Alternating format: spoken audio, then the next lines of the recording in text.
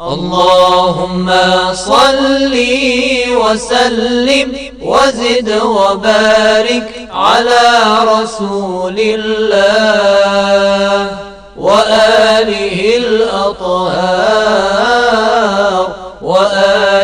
الأطهار. أعوذ بالله من الشيطان الرجيم. بسم الله الرحمن الرحيم. وإذا طلقتم النساء فبلغن أجلهن فأمسكوهن بمعروف أو سرحوهن بمعروف ولا تمسكوهن ضرارا لتعتدوا ومن يفعل ذلك فقد ظلم نفسه ولا تتخذوا آيات الله هزوا واذكروا نعمة الله عليكم وما أنزل عليكم من الكتاب والحكمة يعظكم به واتقوا الله واعلموا أن الله بكل شيء عليم. وإذا طلقتم النساء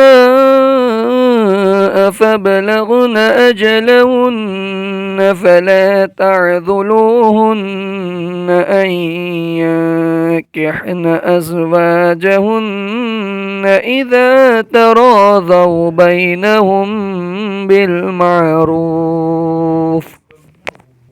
ذلك يوعظ به من كان منكم يؤمن بالله واليوم الآخر ذلكم أزكى لكم وأطهر والله يعلم وأنتم لا تعلمون.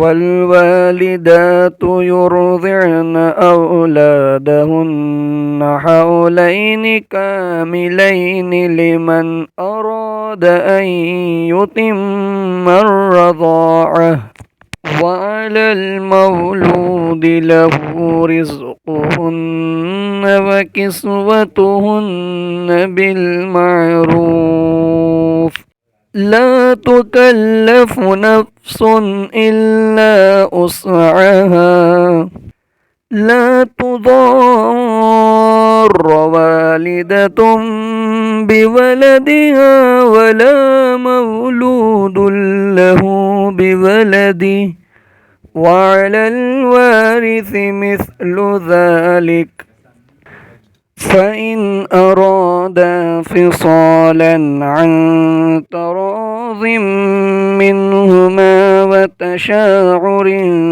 فلا جناح عليهما. وإن أردتم أن تسترضعوا أولادكم فلا جناح عليكم إذا سلمتم ما آتيتم بالمعروف واتقوا الله واعلموا أن الله بما تعملون بصير. صدق الله العلي العظيم.